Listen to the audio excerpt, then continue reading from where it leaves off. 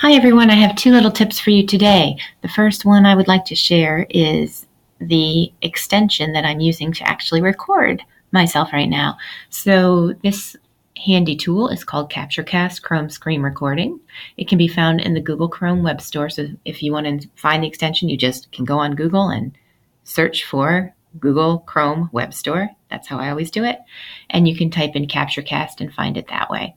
And it's going to ask you permission to install, and it becomes this little icon up here in your Google Chrome browser. So when you do want to make a recording, you just click on that. It allows you to set what on your computer you want to have in each recording. So in this case, I chose my microphone and my desktop. There's a third option to also include a webcam if you want to include yourself.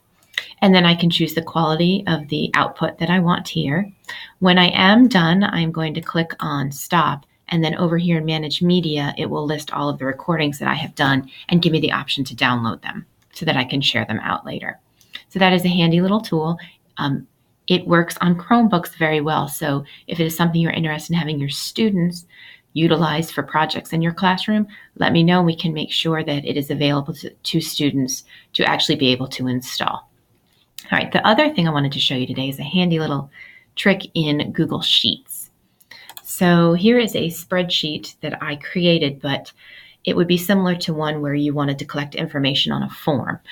And in most cases, I forget to do this ahead of time. So if I have a form and I put name, this is what people would put. And down the road, when I want to sort by last name, this becomes pretty complicated.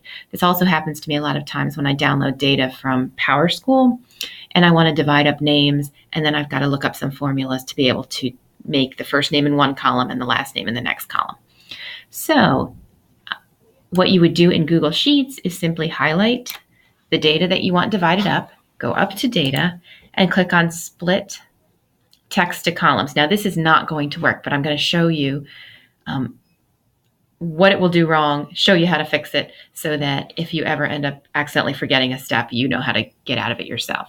So split text into columns, and it's going to ask me how they're separated. So in this case, there's a space in between the two items I want to split. So I'm going to put space, and notice it split them now. So the problem is it erased that next column. So when it splits it, it puts it into the next column. So up here, we go to the handy undo button, the best button on the planet because it helps fix all your latest mistakes. And we're going to go up to, I'm going to highlight column B, and I'm going to go to insert a column to the left. I'm going to highlight that again, go to data, and I'm going to split my text to columns. Again, they're separated by a space. And there we go, first name, last name. I could label them, sort them, and do whatever I want. And that is it. Have a great day.